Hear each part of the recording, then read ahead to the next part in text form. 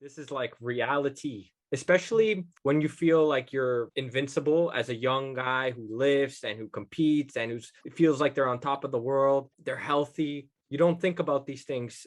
I mean, you did, because you had some scenarios like you had mentioned, which kind of put you in check along the way. Obviously, not to the extent of your the most recent events you went through. But I think it's good for people to hear this because it can offer some perspective on just life and the little things that we take for granted, you know?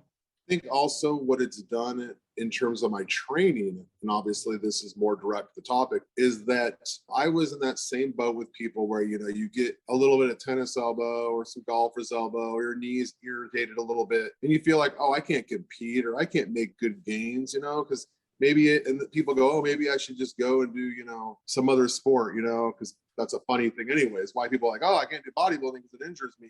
Well, I hate to tell you, any sport you're going to do is going to probably cause more injury than that, not less. Go play some basketball and see how that knee feels. You know what I mean? Like literally, it's called a golfer's elbow because it's called from golf. Like your tennis elbow. I tell you, it wasn't just from doing your rows. That comes from tennis. Yeah. Like the people think I see all the time. People are like, oh, I'm not going to do that bodybuilding because it's so hard on your body. Well, yeah, it's kind of a bunch of crap. Number one.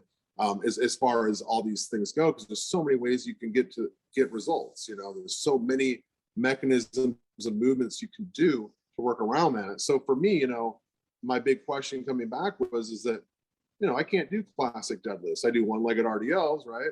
I can't. Squats are out. I live on a leg press, right?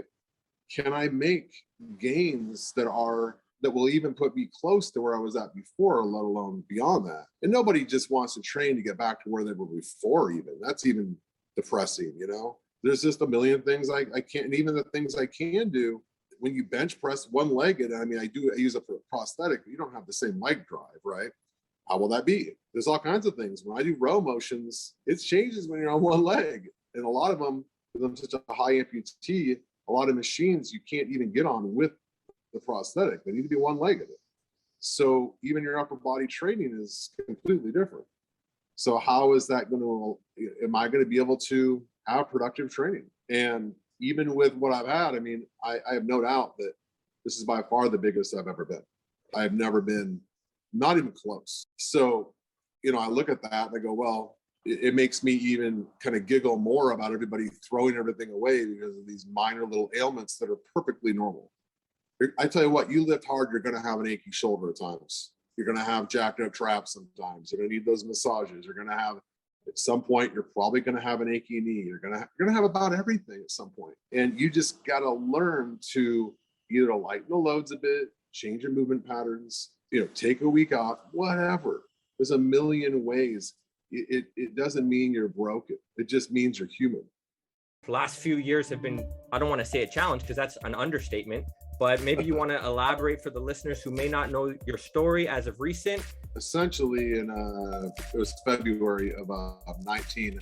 I was about halfway into prep for I had like 7 shows planned for 19. Started developing